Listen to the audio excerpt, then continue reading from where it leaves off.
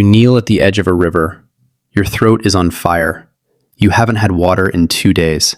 The river in front of you looks fine. It's moving, it's clear, it even smells okay. But you don't drink it. Not yet. Because somewhere, buried deep in your instincts, is a warning your ancestors paid for in blood.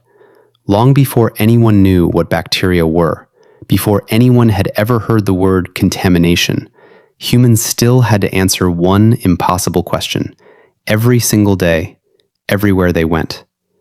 Is this water going to kill me? No labs, no filters, no idea that anything called a pathogen existed. And yet, somehow, our ancestors got it right, often enough to survive, to spread across every continent on Earth, and to eventually build the exact systems you trust every time you turn on a tap. This is how they did it. Before food, before shelter, before fire. Water decided where humans could and couldn't live. You can survive weeks without food. You cannot survive more than a few days without water, and dehydration doesn't kill you gently. Long before you die of thirst, bad water can kill you faster through dysentery, cholera-like illness, or parasites that our ancestors had no name for and no defense against.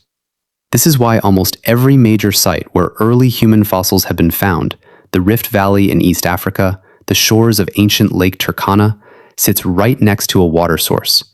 Our ancestors weren't just following food, they were following water first, and everything else second.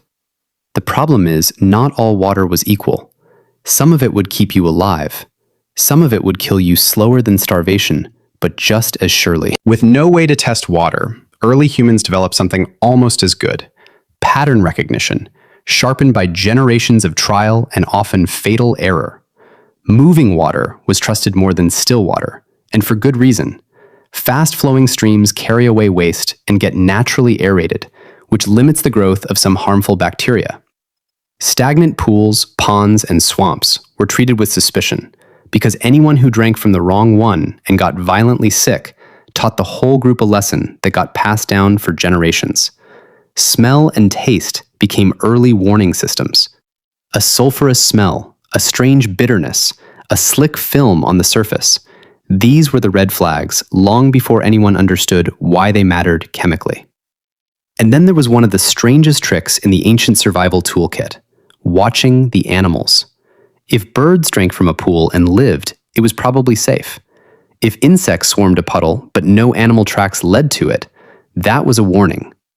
Some groups even used leeches as a kind of biological indicator. Clean, oxygen-rich streams support leech and insect life that stagnant, foul water often can't. A pool crawling with the wrong kind of life, or eerily empty of any life at all, told its own story. None of this was science. It was pattern memory, refined over thousands of years, encoded into habit and myth, and passed down as instinct.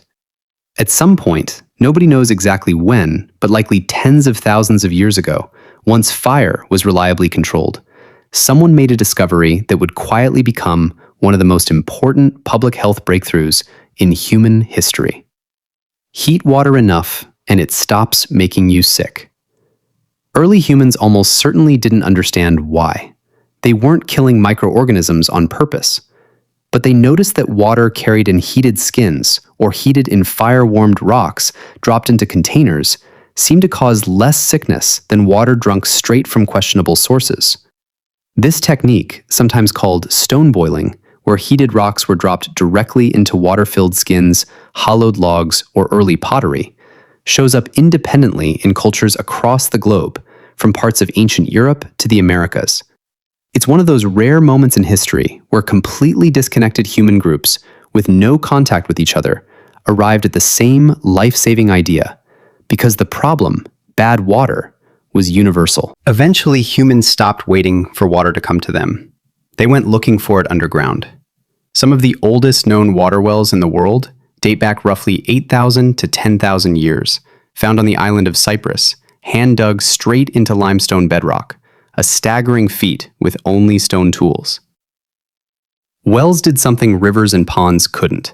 They tapped groundwater that had been naturally filtered through layers of rock and soil, which often made it cleaner than surface water by default, even though nobody at the time understood the mechanism.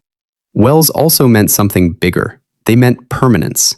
A reliable well let a group stop chasing water and start staying in one place.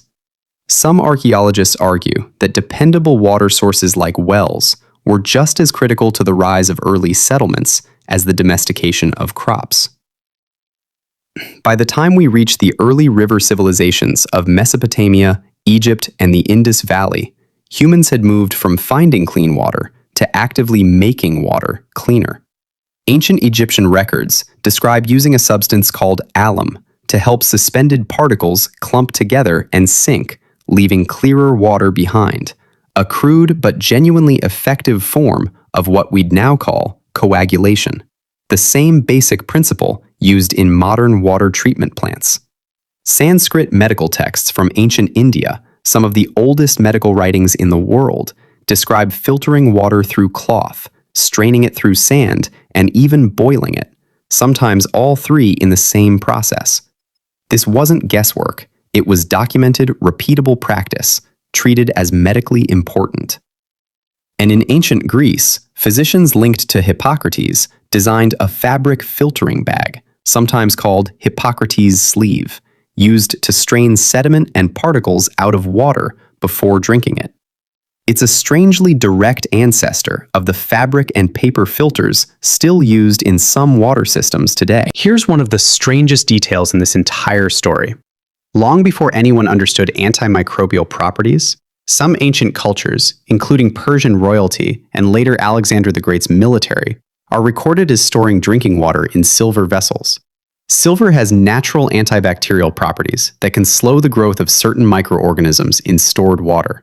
Nobody in the ancient world could have explained why silver-stored water seemed to stay safer longer. They just noticed that it did, and kept doing it, generation after generation, purely because it worked. Even Ötzi, the roughly 5,300-year-old mummified man discovered frozen in the Alps, was found carrying a piece of birch fungus known for its natural antiseptic properties, a small but striking clue that ancient humans were, in scattered and unscientific ways, already experimenting with antimicrobial tools. Once humans figured out how to get clean water, the next challenge was getting enough of it to entire cities. The Roman aqueduct system is the most famous example, engineering marvels that moved water across huge distances using nothing but gravity, precise measurement, and stone. But Rome wasn't alone. The Indus Valley civilization built some of the earliest known urban drainage and water supply systems thousands of years earlier. In Mesoamerica, the Aztecs engineered aqueducts to bring fresh water into Tenochtitlan, a city built on a lake, solving the strange problem of being surrounded by water you couldn't safely drink. Different continents, no contact with each other, the same problem, solved again and again, because clean water was never optional. It was the price of building anything larger than a small, wandering group. Every one of these solutions, reading water like a language, boiling, digging wells, filtering through sand and cloth, storing water in silver, engineering aqueducts across entire empires, was humanity slowly solving the same problem you never have to think about. You turn on a tap, and clean water just appears. Somewhere behind that convenience is a straight, unbroken line running back through Roman engineers, Egyptian chemists, Greek physicians, and a person crouched at a riverbank 50,000 years ago, watching to see if the birds would drink first. They didn't have microscopes. They didn't have a word for bacteria. What they had was patience, memory, and a refusal to stop paying attention to what killed the person who drank first. That instinct is still in you. It's just been a very, very long time since you've needed it. If you want to see how ancient humans solved the next impossible problem, what they did when someone in the group got sick, that video is right here.